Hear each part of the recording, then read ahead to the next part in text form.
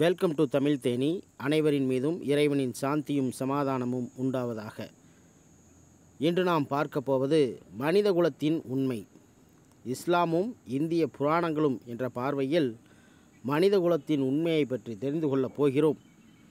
மனித வரலாறு எங்கே தொடங்குகிறது என்று யாரும் கேட்கும்போது ஒரே பதில்தான் உண்மையில் இருக்கிறது. அது ஆதாம் நபி அவர்களிலிருந்து தான் தொடங்குகிறது. அல்லாஹ் ஆதாமை மண்ணிலிருந்து படைத்தான். குர்ஆன் சொல்வது போல அல்லாஹ் அவனுக்குள் தன் ஆவியிலிருந்து ஊதினான். ஆதாம் மனித குலத்தின் முதல் மனிதன் மட்டுமல்ல, முதல் நபியும் கூட.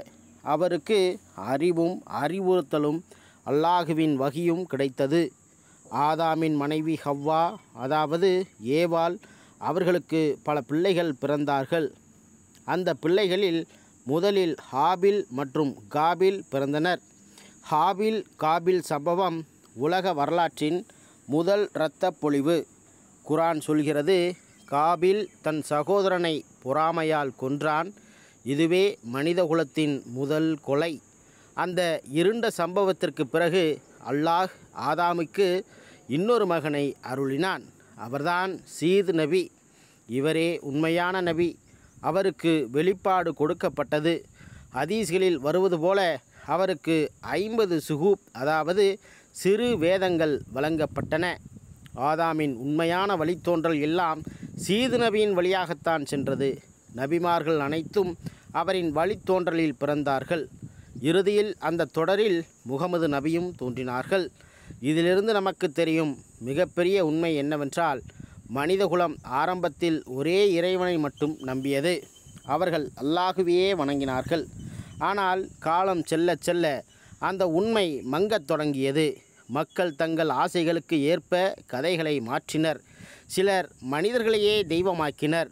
சிலர் கற்பனை சேர்த்து அவர்களை புராண கதைகளாக மாற்றினர். இதுவே உலகம் முழுவதும் பல மதங்களாகவும் பல நம்பிக்கைகளாகவும் உருவாகியது. இந்தியாவில் நடந்ததை எடுத்துக்கொள்வோம். குர்ஆன் தெளிவாகச் சொல்கிறது, எல்லா சமூகத்திற்கும் நாங்கள் ஒரு தூதரை அனுப்பினோம். அதனால் இந்தியாவிற்கும் நிச்சயம் நபி அனுப்பப்பட்டிருக்கிறார். ஆனால் அந்த நபியின் உண்மையான போதனைகள் பின்னர் மாற்றப்பட்டன. பிராமணர்கள், அரசியல் வல்லுநர்கள், சமுதாய தலைவர்கள் தங்கள் கற்பனைகளை சேர்த்து அதனை புராணங்களாக மாற்றினார்கள். அந்த மாற்றப்பட்ட கதைகள்தான் இன்று கிருஷ்ணன், ராமன், மனு, விநாயகர், முருகன், ஐயப்பன் என்று நம்மிடம் இருக்கிறது. இதை விளக்கும் சில மிக தெளிவான உதாரணங்களை இங்கு நாம் பார்ப்போம். மூசா நபியின் கதையை எடுத்துக்கொள்ளுங்கள். மூசா நபி குழந்தையாக இருந்தபோது அவரை கொல்ல ஃபிரௌன் முயன்றான். அவரை தாய் ஒரு கூடை வைத்து ஆற்றில் விட்டாள். இறைவனின் திட்டப்படி அவர் பாதுகாப்பாக வளர்ந்தார். பின்னர் மூசா நபி மக்களை அடிமைத்தனத்திலிருந்து விடுவித்தார். இந்த சம்பவம் குர்ஆனிலும் பைபிளிலும் காணப்படுகிறது. ஆனால் இந்தியாவில் இதே சம்பவம் கிருஷ்ணன் கதையாக மாறிவிட்டது. கிருஷ்ணன் பிறந்தபோது கம்சன் என்ற அரசன் அவரை கொல்ல நினைத்தான். குழந்தை ஆற்றில் சென்றது. வேறு இடத்தில் வளர்ந்தான். பின்னர் மக்களை காப்பாற்றினான். உண்மை சம்பவம் மூசா நபி. ஆனால் மாற்றப்பட்ட கதை கிருஷ்ணன். அதேபோல் நூஹ் நபியின் கதையை பாருங்கள். குர்ஆன் சொல்கிறது, பெரிய வெள்ளம் வந்தது. அல்லாஹுவின் கட்டளையால் நூஹ் நபி ஒரு பெரிய கப்பலை கட்டினார். விசுவாசிகளை அதில் ஏற்றினார். வெள்ளம் வந்து உலகம் முழுவதும் மூழ்கிய போது அவர் உயிர்களை காப்பாற்றினார்.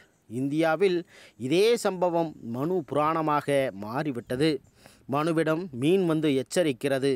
வெள்ளம் வரும் என்றும் அவர் படகு கட்டுகிறார் என்றும் இங்கே நாம் பார்க்கின்றோம். உயிர்களை காப்பாற்றுகிறார். உண்மை சம்பவமானது நூஹ் நபியிடமிருந்து வரக்கூடியது. அதனுடைய மாற்றம் என்பது மனுவின் கதையில் வரக்கூடியது. ஹாபில் காபில் சம்பவமும் புராணங்களில் மாறிவிட்டது. உலகின் முதல் கொலை குர்ஆன் சொல்வது போல காபில் பொறாமையால் ஹாபீலை கொன்றான்.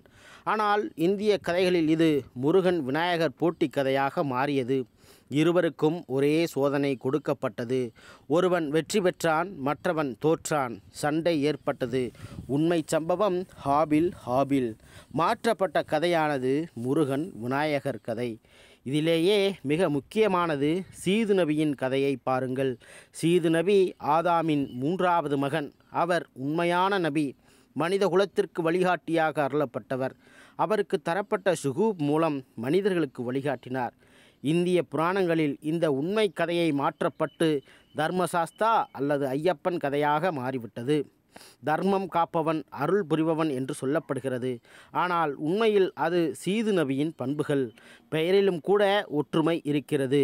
சீத், சாஸ்தா என்று மக்கள் ஒப்பிடுகிறார்கள். ஆனால் இஸ்லாமிய ஆதாரங்களில் சீது நபி, ஐயப்பன் என்றும் எங்குமே கிடையாது. உண்மை சம்பவம் சீது நபி, மாற்றப்பட்ட கதை ஐயப்பனுடைய கதை. இப்படி பார்த்தால் மனிதகுலத்தின் உண்மை வரலாறுகள் நபிமார்களிடமிருந்துதான் தொடங்குகின்றன. அவர்கள் ஒரே இறைவனை மட்டுமே போதிக்கிறார்கள். ஆனால் மனிதர்கள் அந்த உண்மையை மாற்றியதால் புராணங்கள் உருவானது. அதனால்தான் முஸ்லீமாக நமக்கு ஒரே நம்பிக்கை இருக்க வேண்டும். அது அல்லாஹுவின் கையில் உள்ள உண்மை. நபிமார்களின் வரலாறே உண்மை. மற்ற மதக்கதைகள் உண்மையிலிருந்து விலகி மாற்றங்கள் தான் என்று நாம் புரிந்து கொள்ள வேண்டும். மற்றும் ஒரு விஷயத்தை கவனிக்க வேண்டும். இராமாயணத்தில் வானரர்கள், வாலி, சுக்ரீவன், அங்கதன் ஆகியோர் குரங்குகளாகவும் ஆனால் அவர்களின் மனைவிகள் மனிதர்களாகவும் வர்ணிக்கப்படுகிறார்கள். இதுவே காட்டுகிறது அவர்கள் உண்மையான குரங்குகள் அல்ல. அவர்கள் காட்டு இன மக்கள், வனத்தில் வாழ்ந்தவர்கள். அவர்களை புராண கவிஞர்கள் குரங்குகள் என்று வர்ணித்தார்கள். பெண்களை மனிதர்களாகவே வைத்தார்கள். இது ஒரு கதை எழுதித்தின் கற்பனை. உண்மையில் அவர்கள் மனித இன குழுக்கள்தான். குரங்குகளை வணங்குவது அல்லது கும்பிடுவது எப்போது தொடங்கியது என்றால், அது பழங்காலத்தில் வனமக்கள் வாழ்ந்த சமயத்தில் மக்கள் விலங்குகளை சக்தி வாய்ந்தவை என்று நினைத்து வணங்கினர். குரங்கு புத்திசாலித்தனம், வேகம், வலிமை என்பதற்கான குறியீடாக கருதப்பட்டது. பின்னர் அந்த பழக்கம் புராணங்களில் இணைக்கப்பட்டு ஹனுமான் வழிபாடு போன்றதாக மாறியது. இது அல்லாஹ் அனுமதித்த உண்மையான வழிபாடு அல்ல, மனித கற்பனைதான். இதிலிருந்து நாம் காண்கிறோம், ஆதாம் நபி உண்மை, ஹாபில் காபில் சம்பவம் உண்மை, சீது நபி உண்மை, நூஹ் நபி உண்மை, மூசா நபி உண்மை, மற்ற எல்லா நபிமார்களும் உண்மை. ஆனால் இந்திய புராணங்களில் வரும் கிருஷ்ணன், மனு, முருகன், விநாயகர், ஐயப்பன் இவையெல்லாம் உண்மையிலிருந்து மாற்றப்பட்ட கற்பனை கதைகள். முடிவாக சொல்ல வேண்டியதாவது, உண்மை அல்லாஹுவின் கையில் மட்டுமே உள்ளது. நபிமார்களின் வரலாறே உண்மை. புராணங்கள் அந்த உண்மையை மனிதர்கள் மாற்றிய வடிவம். நமக்கு கடமையானது அவற்றை அறிந்து கொள்ளலாம், ஆனால் நம்பக்கூடாது. நாம் நம்ப வேண்டியது அல்லாஹு அருளிய குரானும் நபிமார்களின் சுன்னத்துமே.